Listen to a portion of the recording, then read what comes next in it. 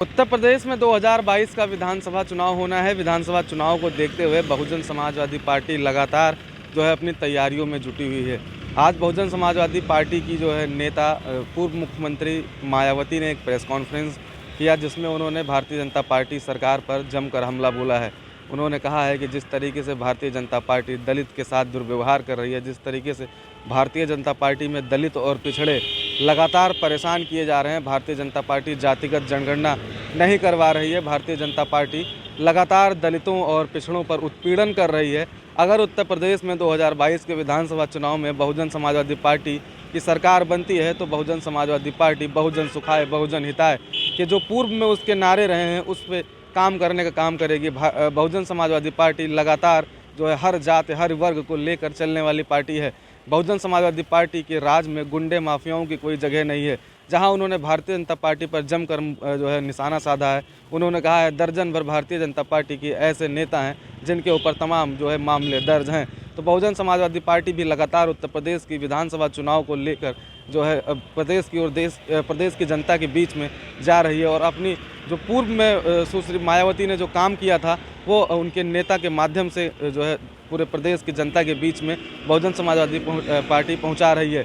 2022 के विधानसभा चुनाव में किसकी सरकार बनती है ये तो आने वाला 2022 का विधानसभा चुनाव ही बताएगा, लेकिन बहुजन समाजवादी पार्टी भी अपनी पूरी तैयारी से 2022 के विधानसभा चुनाव में लगी हुई है। क्या कुछ मायावती ने कहा है, आइए आपको सुनवाते हैं।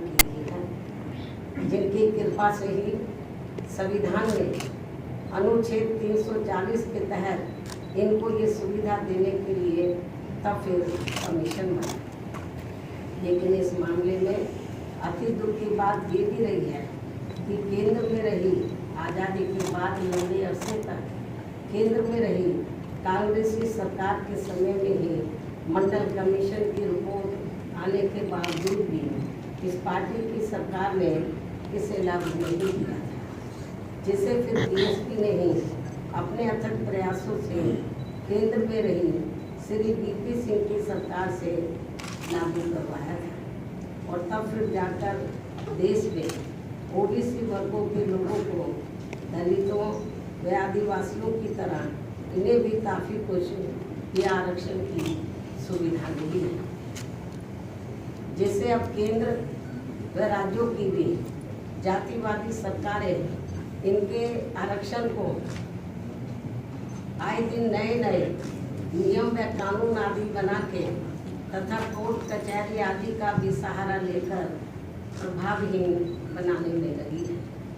यही हाल हमें यहाँ इन वर्गों का यूपी में भी देखने के लिए मिल रहा है। इसके साथ साथ पूरे देश में दलितों आदिवासियों व अन्य पिछड़े वर्गों के लोगों के साथ हर स्तर पर हो रही जुल्म जाति भी अभी तक पूरे तौर से बंद नहीं हुई है।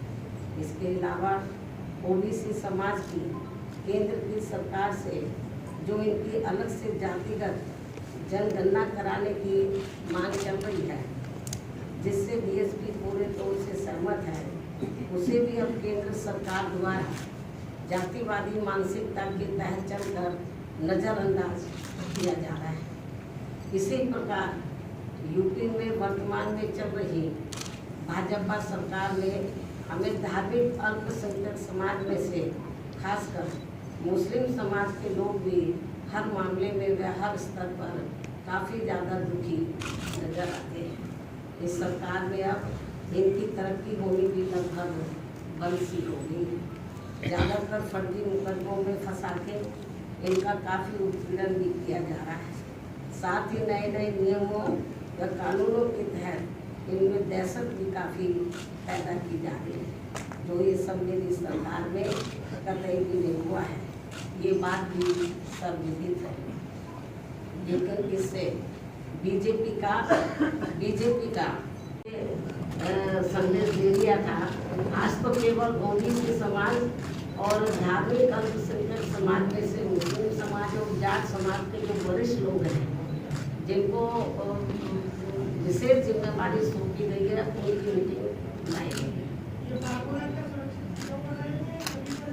आपको मैंने बताया कि मैंने पिछले महीने ही ओबीसी समाज के और धार्मिक धार्मिक अल्पसंख्यक समाज में से मुस्लिम समाज के और जाट समाज के जो वरिष्ठ लोग हैं, तो उनको मैंने कुछ लोगों को जनरल सीटों पे लगाया हुआ, जनरल विधानसभा, तो उनकी मैंने समीक्षा पिछले महीने की थी। तो आज केवल रिजर्व सीट के लोगों को बुलाया हुआ है।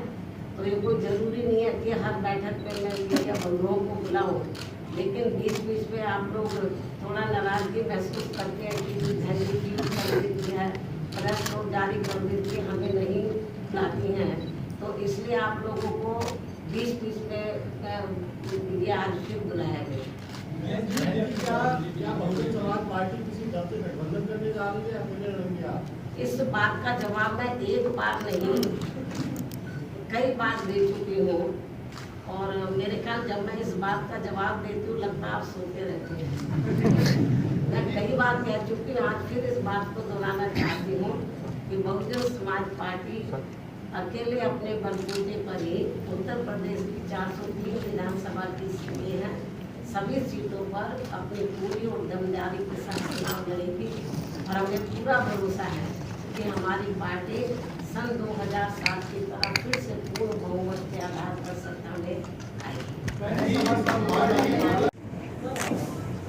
यूपी में पार्टी के खासकर ओबीसी समाज व अल्पसंख्यक समाज में से मुस्लिम समाज एवं जाट समाज के मुख्य सेक्टर व मंडल सेक्टर स्तर के वरिष्ठ पदाधिकारियों की ये अति महत्वपूर्ण बैठक बुलाई गई है,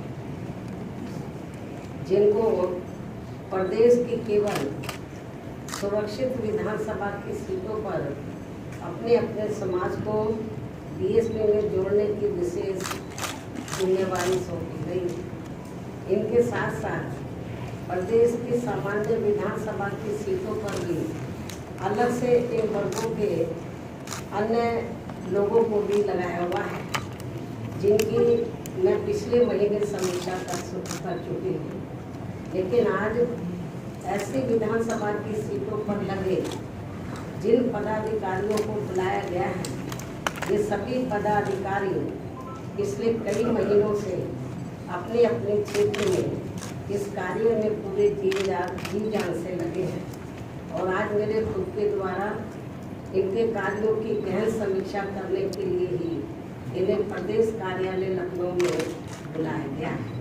वैसे आप लोगों को ओबीसी वर्गों के बारे में ये मालूम होना चाहिए कि आज यूपी सहित पूरे देश में अति पिछड़े वर्गों के लोगों को विशेषकर शिक्षा एवं सरकारी नौकरियों आदि में जो इन्हें आरक्षण संबंधी सुविधाएं मिली हैं, तो ये सब वास्तव में पूरी की पूरी देन देश के करोड़ों दलितों, आदिवासियों एवं अन्य पिछड़े वर्गों के मसीहा व भारतीय संविधान के मूल